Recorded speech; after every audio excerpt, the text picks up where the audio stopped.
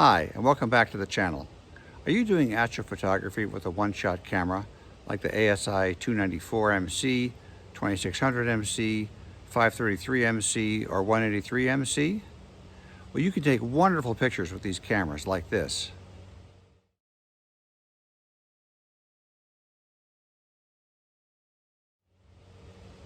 But what if you could also do narrowband imaging with the same camera and not have to buy a mono camera and not have to buy expensive mono filters? In this video, I'm going to show you how to do that with just a simple outlay of $189. Ascar has released a pair of filters called Color Magic C1 and C2. For $189, the C1 filter gives you hydrogen alpha and oxygen 3, while the C2 filter gives you sulfur 2 and oxygen 3. Simply image your favorite targets with both filters, and then use your favorite processing tool, whether it be PixInsight, Photoshop, Affinity Photo, or something else, and you can create these amazing images. In this tutorial, I'm going to show you how to do it using Affinity Photo. The acquisition process is straightforward. For each filter, you simply capture an hour or more of data with flats, and then you create a simple master light file with Affinity Photo, Deep Sky Stacker, or whatever stacking software you prefer. Now you'll have a master light TIFF for C1 and a master light TIFF for C2. Now the magic can begin. Let's take a look at how it goes. So we're going to assume that you've stacked the data and you now have a final stacked image, as you've shown here, for both the C1 filter and for the C2 filter. In my case, I also did a color preserving tone stretch on the data, and this is the base level that I'm going to work with. So starting with the first one, we want to remove the stars. We're going to do that using a filter, but before that, if I look at my layer menu, I'm going to add a new pixel layer and then duplicate the layer. Then we'll go to Filters, Plugins, RC Astro, Star Exterminator, and run Star Exterminator. So now Star Exterminator has finished, and what we want to do is we want to use Affinity Photo to have a layer that preserves the stars and then a layer that allows us to work on the nebula. And so the way we do that is we first change this blend mode here to emerge visible.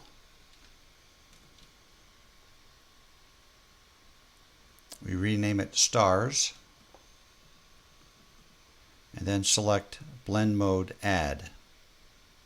The layer below we're going to call Starless, and then I'll add the suffix here C1,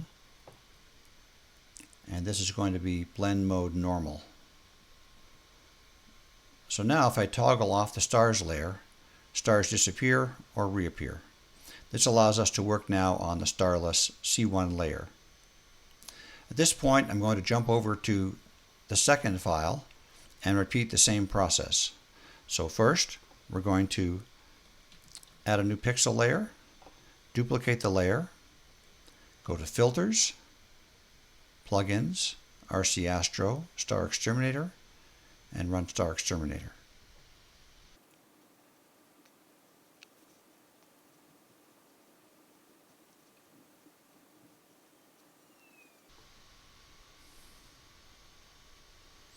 Okay, so that's complete.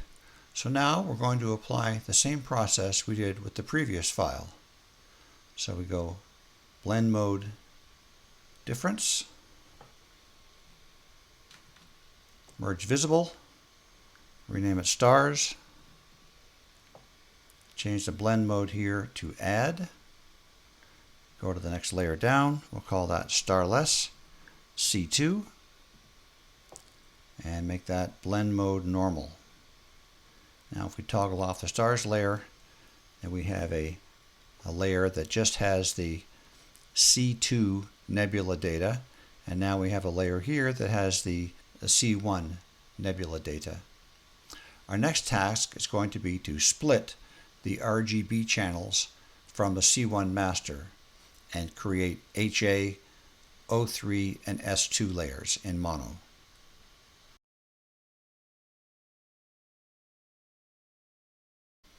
Okay, so our next step now is to create the mono layers, and we're now on the C1 example. So we have the layer selected starless C1, which is the nebula data that we want to split up. So we're going to go to our library. We're going to go to the JR Astrophotography V18 dataset library. Under this library, you will find extract OSC layer to mono RGB. So I'm going to run that. And now if we go back to our layers menu, we now have R, G, and B. The R layer is going to be your HA layer, so I'm going to rename that. The G and the B layers are going to be combined to create part of our O3 layer. So the way we do that is we go under Layer, Merge Selected, and now that becomes one layer. And what I'm going to do is I'm going to call this O3A, because we're going to make a second one of these. And now at this point, I'd like to go back to the second file and do the same process again. So now we're on the starless C2. We go to the library.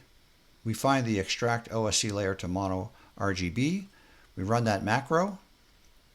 We go back and check our layers. Now in this case, the R is going to become our S2 layer, and then the G and the B are going to be combined to help create the oxygen layer. And we're going to do that the same way. We're going to Layer, Merge Selected, and then I'm going to change the name of this to O3B.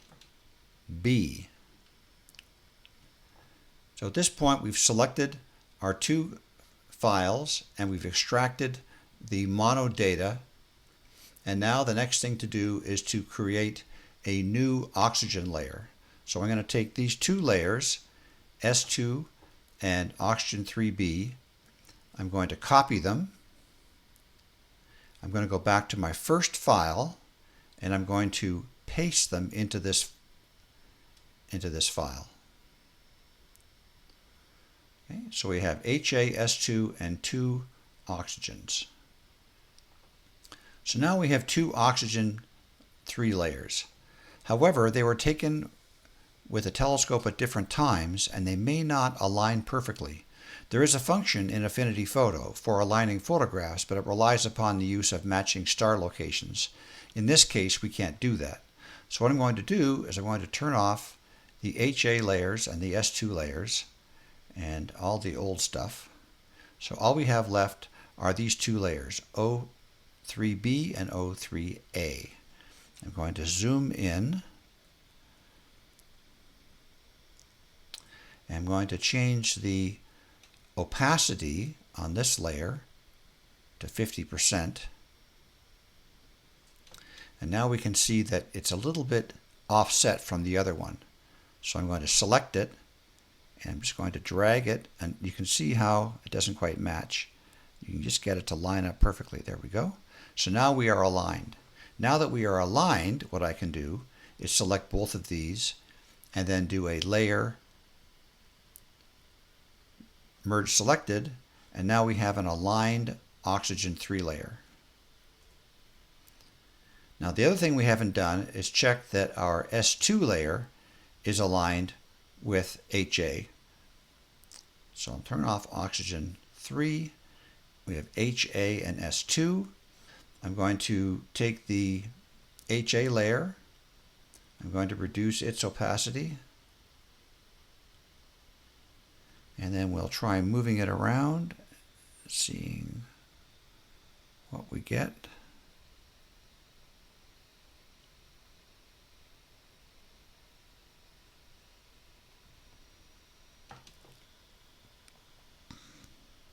Oh, it's right there. I see. Okay. So I'm going to zoom in some more. I want you to look right about here. You've got to find the part of the nebula where the same activity is happening.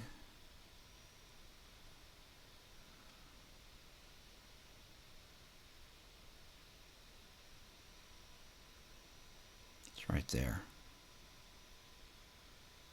Okay. So we have that aligned. So now all of our things are aligned. Go back to our normal view. So at this point we have HA, S2, and O3. And we've split them properly. We've aligned them. We've hidden the other layers. So now at this point we are able to combine the layers. So I'm going to go to my library and I'm going to select one of these choices. I can do a show, an HSO, an OSH, any of these that I want. Let's just select this one and see what happens. Okay, it looks pretty beautiful. I'm going to undo it just to show you what some of these other ones might look like. So you get some beautiful views depending upon how you want to assign the colors to the different parts of the object. That's actually a very nice one right there. But let's stick with show. This is the Hubble palette. So now we've done that, and we now have a SHO narrowband view of the Rosette Nebula. At this point, we're going to go back to more traditional methods of using Affinity Photo, and we're going to be doing things like adjusting hue, saturation, sharpening, background subtraction, denoising, things like that. So I'll just run through how I do that. You can do that, of course, any way you want or with other software if you want. Here, I'm going to create a new pixel layer. And I'm going to start working from this point. We do not need any of these layers anymore, so I'm going to delete them. Okay, so now we have a stars layer we can turn on, and we have the narrowband image. So the first thing I'm going to do is play around a little bit. I'm going to go plus, Control plus plus, have a closer look at the nebula. I'm going to play around a little bit with color. So I'm going to go to New Adjustment Layer, Selective Color. And there really aren't any reds in here, so we'll skip that. Let's look at the greens. What shade do we want our greens to be? So I can make it more yellow looking. I can make it more green looking. I think the way it was is really good that way.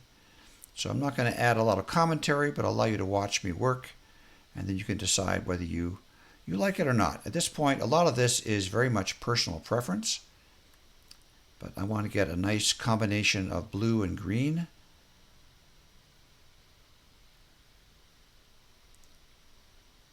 Go with that. Okay. So at this point, we have some background that I don't want. So there's many ways we can take care of that. I'm going to go to Astrophotography, Remove Background. Put this over here. Click on that. And that does a very good job of removing the background. Now you may find that's too black for you, which is no problem. You can simply increase the brightness, and you'll see this also brings back some of this hydrogen nebulosity. Hydrogen now is green, as you recall. We assigned the color green to hydrogen in the show palette. Blue is oxygen, and yellow is sulfur 2. So by reducing some of this darkening, I'm pulling back some of this beautiful hydrogen background color. So I'll apply that. So I've adjusted the hue, saturation. Now another function that I find works well is using the tone mapping persona. So once this loads, I'm going to zoom in a bit again, and we're looking at some of these fine structures here. This local contrast function is very powerful. It's very easy to overdo it. You can see how it's already way over sharpened there. But adding a little bit, even just 2, 3, 4, 5%, can really add a lot of structure and detail to your picture. I also may want to boost the brightness a little bit. I'm happy with the colors. I think I don't need to add. I can play around with it, but no, saturation's easy to overdo. I'm not going to add any more saturation to that.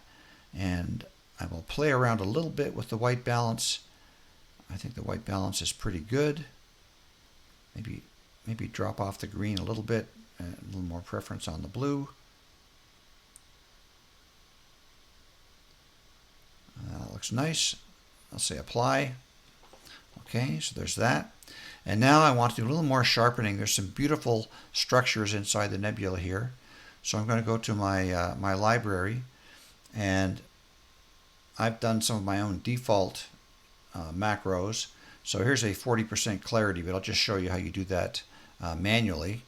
We do a new live filter layer, sharpen, clarity, and if I increase the clarity, you'll see I start to sharpen up the nebula, but obviously that's too much for the whole thing. But sometimes we want to just work on little small areas. So once that I've done that, I'm going to go to Layer Invert, and now if I take my paintbrush tool, I can then paint over the areas where I want that extra sharpening to happen. So I'm going to look for some of these areas in the nebula that have this fine structure detail, and just grab those areas and try to make them just pop a little bit more. And I really like the way that looks. I don't want to do the entire thing. There's a few places where there appears to be some structure. I want to pull out a little more detail there. And I think we can call that pretty good right there. All right, at that point, what I like to do with my pictures is run a denoising algorithm. And I'm a big fan of topaz denoise. So one of my filters I have here, and you can use all kinds of other ones as well, is topaz denoise. Topaz denoise will only run on a 16-bit picture. So I'm going to change from 32-bit to 16-bit.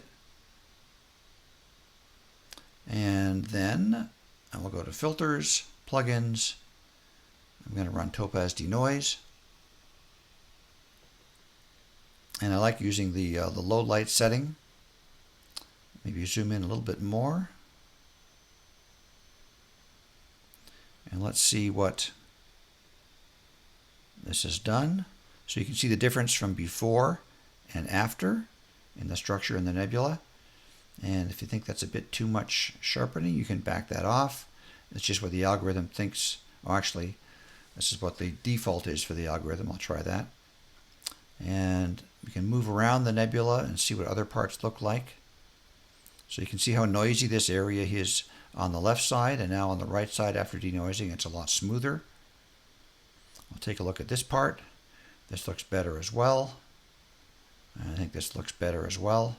So we could take more time with it, but I think that's good enough. I'm going to say apply. And as you know, you can spend as much time as you want working on finalizing pictures. It's sort of when is your picture finished question. It can take a long time. But as soon as this is done, we're going to take one look at the final nebula, and I'm going to say I think I'm pretty happy with that. So now we can go back to our layers menu and turn on the stars layer. And at this point, I want to zoom in a bit on the stars. So let's just take a look at these stars. And you'll notice that there's a little bit of color fringing on the stars. See the red fringe on the edge? So now let's try, under the library, there is a wonderful macro that James has prepared for us, which is remove star fringing selective.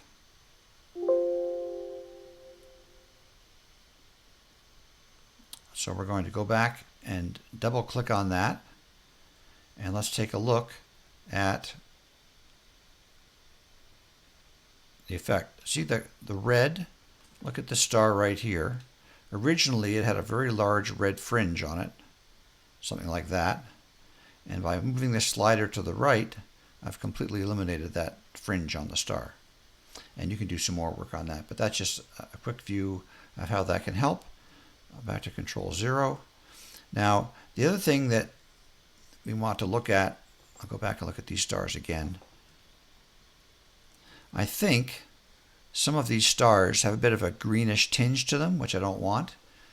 And so I'm going to go into the star layer, and I'm going back to my library, and there are these wonderful macros that can remove the green, XX green from the picture. So I'm going to click on that. And now it's affected the entire picture, which I don't want to happen. So I'm going to take this macro and drag it into the stars layer so it becomes a daughter layer of just stars and not the rest. And so now the stars have been cleaned up, but the nebula itself still looks great. So now if I go back to Control 0, this is what I would call my final picture.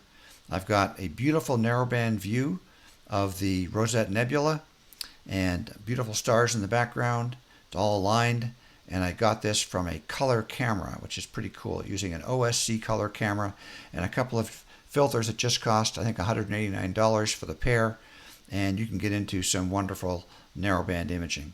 So hope you found this helpful. Give it a try and let me know how it goes for you. Thanks very much.